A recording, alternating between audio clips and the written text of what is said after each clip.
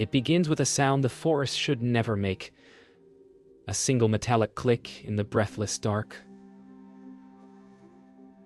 Dr. Clara Marin freezes mid-step, mist curling around her boots, the cold air pressing against her lungs. Somewhere behind her, the trail cam flashes once, and never again. In that brief light, she thinks she sees someone. Or something. A shape that doesn't move but feels alive. The silence after is heavy, a silence that listens. Her assistant, Eli Turner, calls out, laughter in his voice. But it breaks halfway through. When she turns, he's gone. Just gone. As if the woods swallowed him whole. She rushes to the camera, the lens still warm, the film whirring to a stop. One frame, just one, but when she looks through the viewfinder, there's no reflection. No trace of light. Only her own face staring back from the dark, older somehow. And in that reflection, behind her shoulder, something stands waiting. The dawn comes late to Hollow's edge. The fog doesn't lift. It thickens, clinging to the trees like memory. Clara kneels by the tripod again, her hands numb from cold, her thoughts circling the same impossible question. How can a camera take one picture and then die? The film inside hums faintly, like it's still alive. She pulls it free, the strip half-developed, the chemical smell sharp in the air. No sign of Eli, not a footprint, not even the echo of his voice. The forest has gone too still. When she looks toward the clearing, the light bends oddly, like heat over asphalt, but it's barely 40 degrees. For a moment, she thinks she sees the same shape again, only closer. She blinks, and it's gone. The trees whisper, not with wind, but with words she cannot catch. By afternoon, Clara reaches the ranger station, a lonely wooden building standing on the edge of a drained reservoir. Inside, fluorescent lights buzz like trapped insects. Sheriff Walter Hayes waits at the desk, his fingers drumming on a half-empty coffee cup. She hands him the canister of film, her voice unsteady. He doesn't speak for a long moment, just studies her face as if searching for something she's not saying. When he finally nods, his eyes betray unease. "We'll get it developed," he mutters. But as he places the film on the table, the light above them flickers 3 times. Precisely 3. Hayes glances up, pale. "Power line's been steady all morning," he says quietly. Clara says nothing, but her hand trembles against her thigh. Somewhere far off, thunder rumbles, though the sky outside is clear. That night, Clara cannot sleep. The forest presses against the cabin walls, every creak amplified. She keeps the camera on the table beside her bed, the lens turned away like a guilty witness. At 2:37 a.m., the same time the frame was taken, the cabin clock ticks once and stops. In that breathless pause, a faint sound rises from the woods, a low, rhythmic hum, too even to be whined, too human to be anything else. Clara steps outside, barefoot on cold earth. The trees glow faintly, as if holding their breath. For a moment she feels watched, not by something beyond, but by something familiar. She whispers Eli's name, and the sound echoes back, softer, as if repeated by another voice inside the dark. Morning brings no comfort. Sheriff Hayes arrives with the developed photograph in a sealed envelope, refusing to meet her eyes. When Clara opens it, she nearly drops it. The picture is real. Too real. Her own form stands perfectly still in the center of the frame, one hand lifted, as if waving. But the background, it isn't the forest. It's the cabin behind her, the very one she stands in now. The timestamp reads 2:37 a.m., the same minute she stepped outside last night. She looks up sharply. Hayes is staring at her, ash from his cigarette falling unnoticed onto the floor. "You ever been here before?" he asks quietly. "Because the file says this cabin burned down in 1952. Clara's breath catches. The photo trembles in her hands. Outside, The wind stops. By the second morning, Hollow's Edge wakes to sirens.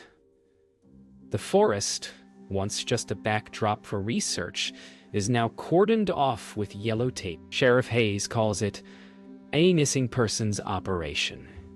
But everyone knows it's more than that.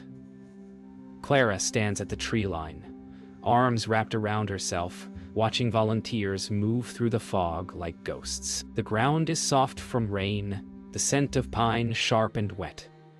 Then someone shouts, footprints, deep and fresh. But they stop abruptly near the creek, ending in a swirl of mud too wide for any human foot. Hayes kneels, silent. The water ripples without wind. Clara takes a photograph, though her hands tremble. When she checks the image, there's only darkness until she turns up the exposure. Then faintly, behind her own reflection, a second pair of eyes stare back. The search lasts 3 days. They find no body, no gear, not even a torn sleeve from Eli's jacket. Clara begins cataloging the footage from nearby trail cameras, hoping for a clue. But every reel stops at 2:37 a.m., the same time. Static fills the final seconds, an eerie rhythm pulsing like a heartbeat. Sheriff Hayes tells her to rest, but she can't. Each frame seems to whisper something different when viewed under light. Sometimes a face, sometimes her own hand reaching toward the lens. One tape shows movement behind her tent from the night Eli vanished. A shadow stretches across the fabric, too tall, bending wrong. When she rewinds, the shape isn't there. When she plays it again, it is. At dusk, the townsfolk gather outside the diner. Hollow's Edge has seen logging accidents, wildfires, even disappearances, but never this. The waitress whispers that the forest takes what's owed. An old ranger, half drunk, mutters that the warden walks again. Same as in 32. Clara listens quietly, her coffee untouched, eyes fixed on her reflection in the window. For a moment, she sees Eli's face in it, smiling faintly, until the headlights of a passing truck reveal only her own. Hayes enters, his boots heavy with mud. "Found something," he says softly. On the table, he lays a torn strip of photo paper. It's from her camera roll, and it shows the cabin burning. But no fire has been there for decades. That night, Clara and Hayes return to the site. The forest feels different, colder, more deliberate. Their flashlights cut narrow beams through the mist. Clara leads them to where the footprints stopped, her boots sinking into the same mud. But something new waits there. A line of stones, perfectly arranged, each carved with small notches. Hayes kneels to inspect one and flinches. "These markings," he mutters, "same as the old ranger logs." He doesn't explain. Clara lifts one stone. It's warm. Beneath it, she finds a fragment of metal, a camera shutter, bent and blackened as if by fire. Hayes looks at her. "Maybe the forest doesn't want to be seen," he says quietly, and in the distance, a single click echoes through the trees. Morning. The mist has turned to rain. Clara drives toward the edge of town, unable to shake the feeling she's being followed.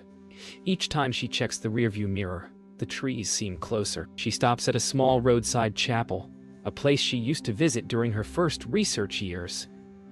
The wooden doors creak open to reveal dust and decay. A single candle burns near the altar, though no one's been there in years. On the wall hangs a photo, framed, faded, of the forest trail from the 1930s. In the center of that old image stands a figure, tall, blurred, light bleeding from its edges. Clara's knees weaken. Underneath the frame, a small brass plate reads, "Last sighting of Ranger Eli Turner, 1932. She stares, the candle flame flickering like a heartbeat." The photo hums faintly. The photograph won't stay still. Every time Clara looks at it, something changes. The trees shift slightly. Her reflection moves a fraction closer. She locks it in a drawer. But at night she hears the faint rustle of paper, like something breathing beneath the wood. Sheriff Hayes urges her to destroy it.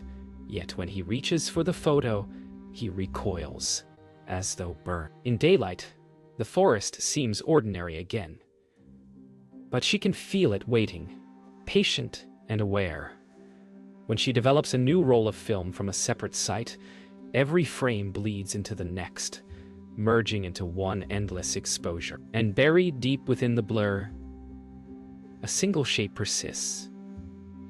Ellie's outline, half-turned as if still walking toward her. But the timestamp reads tomorrow. That night, Clara dreams of the trail. The world is washed in pale blue light, soundless but alive. She walks toward the place where Eli vanished. The trees are taller now, impossibly so, their trunks pulsing with faint light under the bark. When she calls his name, it echoes back from every direction at once. Then she sees it. The same flash, the same figure from the photo standing between the trees.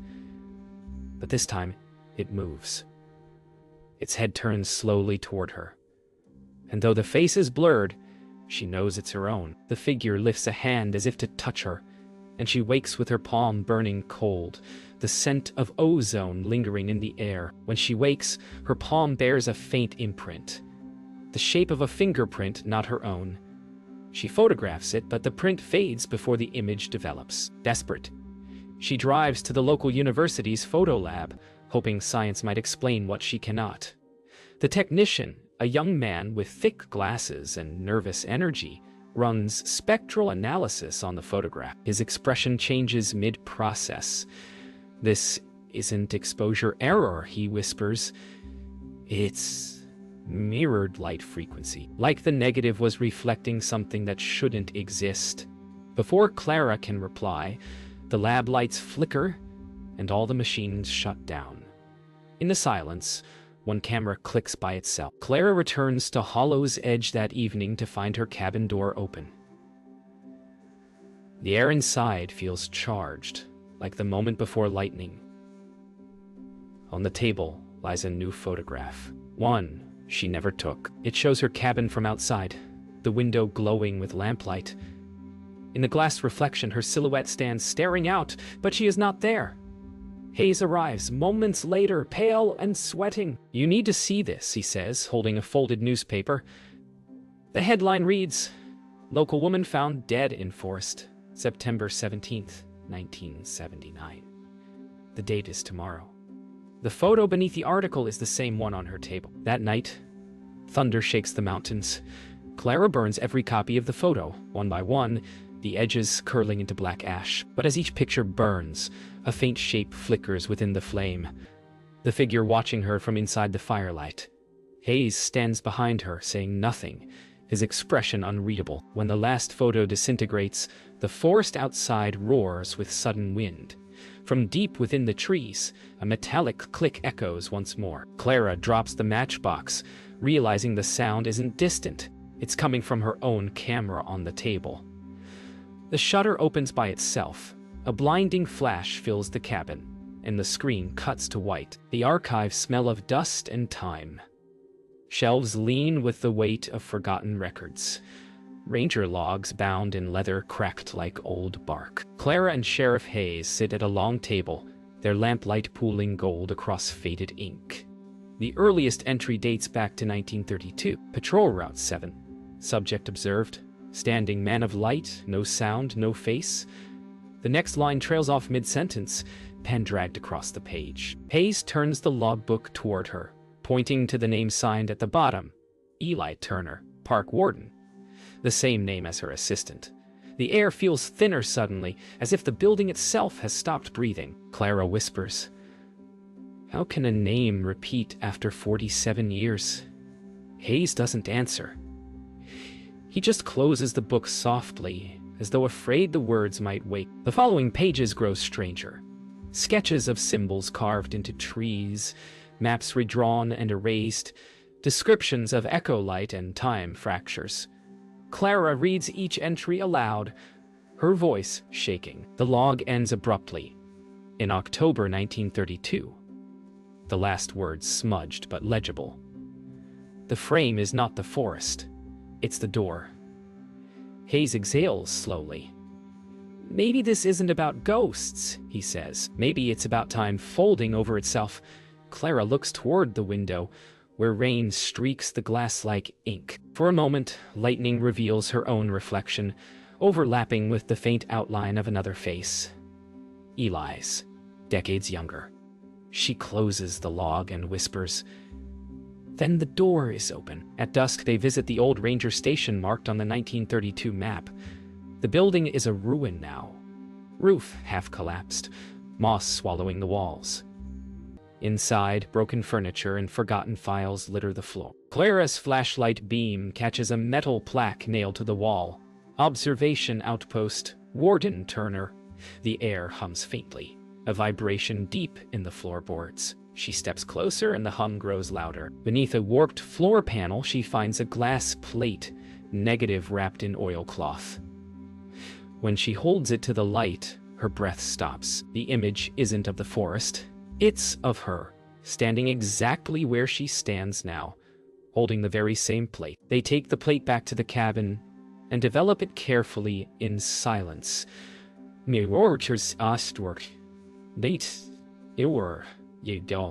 The image reveals more than the building. It shows the entire clearing, but with details that no longer exist. Trees arranged differently. The old trail unbroken. In the corner of the frame stands the same luminous figure, hand extended as if guiding the viewer forward. Hayes traces the outline with one trembling finger. It's like a loop, he murmurs. Every time someone tries to capture it, they become part of it. Clara's voice breaks as she whispers, "Then who captured me?" For a long moment, neither speaks. Then from outside, a faint click echoes, followed by another, slow, deliberate, and closer. That night, Clara cannot resist returning to the trail. She follows the old ranger path marked in the 1932 journal. The forest is silent, the fog pale as breath. She carries the plate negative with her, wrapped in cloth, as though it were something living. At the clearing, the air hums again. Deep, resonant, her camera strap swings loosely against her chest. She lifts the lens and peers through it. For an instant, she sees the world not as it is, but as it was. The 1930s outpost alive. Rangers moving among the trees. One of them, Eli Turner, turning toward her with recognition. The shutter clicks once, and everything goes dark. York. By dawn, government trucks line the dirt road to Hollow's edge. Men in forestry uniforms move briskly, faces expressionless, their jackets too new for local wear. Hayes argues with one at the gate while Clara stands back, clutching her satchel. They confiscate the plate, negative, the cameras, even the burned fragments from her stove. National interest, one agent says flatly. When she demands proof, he smiles thinly. "You were never here, Dr. Marin," before leaving. He hands Hayes an official order stamped "Closed Investigation." Hayes crushes it in his fist. Clara's cabin feels smaller when they go. Stripped of evidence, stripped of meaning. Only the air hums still, faint and familiar. The sound of something unfinished. Hours later, Hayes drives her into town, his jaw locked tight. "They did the same thing in 32, he mutters. Whole report vanished overnight. In the diner, they sit in the same booth as before, steam from two untouched coffees blurring the window. Clara lays the last surviving photograph on the table, the one she'd hidden in her coat lining. Hayes exhales sharply. "You kept it," she nods. The image looks darker now, details fading, as though the picture itself is dying. But in the lower corner, a new shape appears. A small black mark, circular, almost like a seal.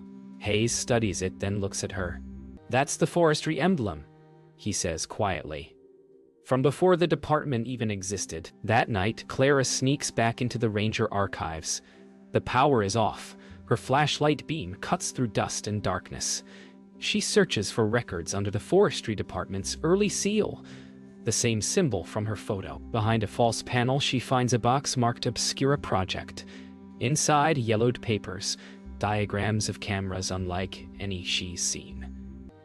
One document reads, Temporal Field Documentation, Hollow's Edge, 1932. Lead, Turner. E. Turner, E. Her stomach turns. These weren't field studies, they were experiments. The project's goal, capture time displacement through reflected light. She hears footsteps in the hall and kills her light. In the dark, a flash flickers once from deeper in the room. A camera shutter echoes. Hayes meets her outside the archive. Rain beginning to fall. She shows him the papers. His face pales. Turner wasn't just a ranger, she says. He was part of it. The rain intensifies, drumming against his hat brim. Then, maybe your assistant's disappearance wasn't chance, he replies quietly. They retreat to his car as thunder rolls. Clara spreads the documents across the dashboard. Photos, maps, equations. All stamped classified. One sheet shows coordinates, her cabin's exact location. She feels the world tilt. They built the project here, she whispers. Hayes looks at her, voice rough. And maybe they never stopped it. At dawn, Clara wakes to find an envelope slipped beneath her cabin door. No return address, only her name typed neatly. Inside, a single page reads, You took his picture. Her heart pounds as she unfolds a second sheet. A new photograph. This one shows her and Hayes asleep in the patrol car. Documents spread before them. The timestamp, 2:37 a.m. She drops it, staring toward the forest where fog curls in slow spirals. Somewhere beyond the trees, a faint clicking begins again, steady and deliberate, like the beat of something alive. The frame, it seems, isn't finished capturing its story. The forest feels different tonight. The air is electric, heavy with unseen motion. Clara walks the old ranger trail once more, guided only by the dim light of a lantern. Hayes follows in silence, his boots sinking into the wet soil. They reach the clearing at precisely 2:30 a.m. The second trail camera, which she reinstalled days earlier, hums softly, its red light blinking like a heartbeat. She checks the settings. Timer off, trigger disabled. Yet the motor whirs to life on its own. Hayes steps back, muttering a prayer. Clara feels the hair on her arms rise as the hum deepens into a low, mechanical growl. Then, without warning, the camera flashes once, bathing them both in white. When the light fades, the clearing is empty. Only the camera remains, recording nothing but silence. Morning, Hayes wakes beside the trail, lying on damp ground. Clara is gone. The camera lies in the grass beside him, its casing scorched. When he develops the film, his hands shake. Only one image exists. Again, a single frame. It shows the clearing from his vantage point. But this time, Clara stands alone at its center, facing him. Her expression is calm, almost peaceful, but her eyes glow faintly, reflecting the flash. Behind her, the trees bend inward as though bowing. The timestamp reads 2:37 a.m. Hayes sinks into the chair, whispering, She's become the frame. The hum of the forest outside rises slowly, like breath drawn from deep underground. That night, the town loses power. Hayes drives through Hollow's Edge with a flashlight between his knees, searching for Clara. Her cabin stands open, the wind knocking softly at the door. Inside, he finds new prints developing in her makeshift lab. Images she never could have taken. One shows him sitting in this very chair, staring at the photo of her. Another shows his car parked outside her cabin, time stamped 10 minutes from now. He looks up, heart hammering, and sees the flash through the window before it happens. The camera outside clicks and the moment folds. Hayes stumbles into the clearing, shouting her name. The fog parts, revealing Clara, older now, her face lined and pale, standing barefoot where the camera once stood. She watches him with calm recognition, as if expecting him. You shouldn't have followed it, she says softly. It doesn't take pictures. It takes moments. Hayes approaches, his voice trembling. "Where did you go?" Clara smiles faintly. "Nowhere. I just finally stood still." She raises her camera one last time, its lens glimmering like an eye. "Smile," she whispers. The flash erupts. When the light fades, the clearing is empty again. Only the old camera remains, its film compartment open. A final photograph lies inside, undeveloped, but humming faintly with warmth. Days later, search teams find Hayes' cruiser abandoned at the trailhead. No footprints, no sign of struggle. The sheriff's log ends mid-sentence, the ink smeared as though written underwater. The camera, however, reappears months later, mailed to the forestry office in a plain box. No return address. Inside, one photograph. The same clearing. The same clearing. The same figure, only this time, two shadows stand side by side. Months pass. The investigation fades into rumor. The woods reclaim the trail, and Hollow's Edge sleeps again beneath its fog. In a government evidence vault, the recovered camera sits on a steel shelf, labeled and forgotten. But on a night shift, a clerk named Donna Holt checks the logs and hears something faint, a rhythmic clicking, like a heartbeat through metal. She opens the box, the smell of pine and ozone escaping into the sterile air. Inside, the lens has cracked, yet light still flickers behind the glass. When she peers closer, her own reflection looks back, older, frightened, and behind her shoulder, two indistinct figures stand watching. She drops the box, the click echoing once before the light goes out. A week later, the photograph from the package resurfaces, digitized, enhanced, cataloged. The technician, unaware of its story, adjusts contrast levels until the blurred figures sharpen. It isn't Clara and Hayes standing in the clearing.